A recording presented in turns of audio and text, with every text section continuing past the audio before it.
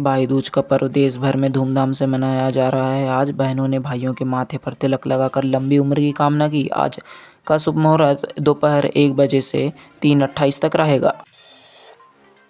दीपावली पर देश भर में रिकॉर्ड तोड़ बिक्री, 6 लाख करोड़ का कारोबार हुआ। देश में वित्त मंत्री निर्मला सीतारमण ने कहा, जीएसटी सुधार और स्वदेशी उत्पादों की मांग बढ़ी। 87% लोगों ने इस बार मेड इन इंडिया प्रोडक्ट खरीदे।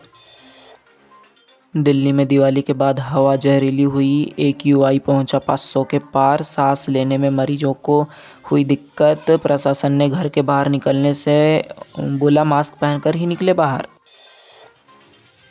हरियाणा का जिंद देश का सबसे प्रदूषित शहर बना। यहां का AQI 421 दर्ज किया गया, जबकि दिल्ली 10वें स्थान पर रही। प्रदूषण नियंत्रण बोर्ड ने राज्यों को सख्त निगरानी के निर्देश दिए। छठ पूजा की तैयारी दिल्ली में शुरू। यमुना किनारे 17 मॉडल घाट बनेंगे। सीएम रेखा गुप्ता ने सफाई और सुरक्षा व्यवस्था का निरीक्षण किया। कहा, श्रद्धालुओं पर दर्ज पुराने केस वापस लिए जाएंगे। भारत के ऑटो सेक्टर ने तीसरी तिमाही में $4.6 अरब के रिकॉर्ड सेल दर्ज की। त्योहारों में सीजन में इलेक्ट्रॉनिक व्हीकल और टू व्हीलर की बिक्री में सबसे ज़्यादा उछाल आया। भारत अमेरिका ट्रेड डील पर राहत की खबर। अब अमेरिका में भारतीय सामान पर 50% की जगह केवल 15% टैरिफ रहेगा। दोनों देशों के बीच व्यापार समझौते को लेकर बातचीत जारी है।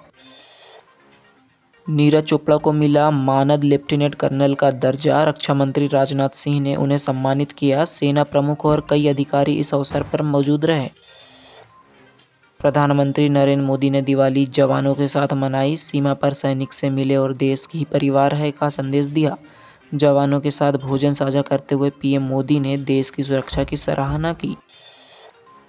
NPCI ने लॉन्च किया UPI हेल्प फीचर। अब UPI से जुड़ी किसी भी समस्या का समाधान मिलेगा AI असिस्टेंट के साथ। गूगल पे, फोनपे और पेटीएम जैसे ऐप्स जल्द यह सुविधा के साथ जुड़ जाएंगे। अमेजॉन में 5 लाख नौकरियां अब रोबोट संभालेंगे। साल 2027 तक कंपनी पैकिंग से लेकर डिलीवरी तक ऑटोमेशन लाने जा रही है, जिसमें लाखों रोजगार खत्म होने की संभावना है। रिजर्व बैंक ने साइबर फ्रॉड नियम पर जनता से सुझाव मांगे। अब 3 दिन भीतर धोखाधड़ी की सूचना देने पर बैंक जिम्मेदार होंगे। RBI के नए नियम और अप्रैल 2026 से लागू किए जाएंगे। दिवाली के बाद सोना चांदी की कीमतें में भारी गिरावट। सोना 7,200 सस्ता और चांदी 8,500 तक टूटी। एक्सपर्ट ने निवेशकों को फिलहाल खरीदारी से बचने की सलाह दी। सरकार अब डीप फेक और AI वीडियो पर लगाम लगाएगी।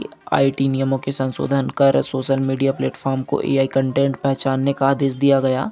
अब हर AI जनरेटेड वीडियो पर AI जनरेटेड लेबल लगाना होगा अनिवार्य। OpenAI ने लॉन्च किया नया GPT altars web browser. Launch के बाद गूगल की मार्केटिंग वैल्यू 1 लाख करोड़ से भी ज़्यादा गिर गई। AI ब्राउज़र अब खुद इंटरनेट पर रियल टाइम सर्च करने में सक्षम होगा। भारत रूस से खरीदेगा S-400 मिसाइल सिस्टम की नई खेप। 10,000 करोड़ की डील तय हुई है, जिससे रक्षा क्षमता और मजबूत होगी। ऑपरेशन सिंदूर में भी इस मिसाइल सिस्टम ने बेहतरीन प्रदर्शन किया था।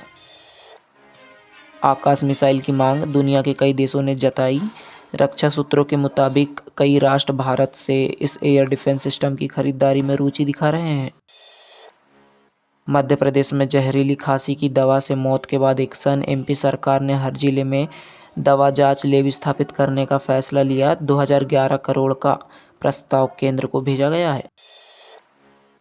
केदारनाथ धाम के कपाट आज बंद हुए। इस यात्रा सीजन में 17 लाख से अधिक श्रद्धालुओं ने किए दर्शन।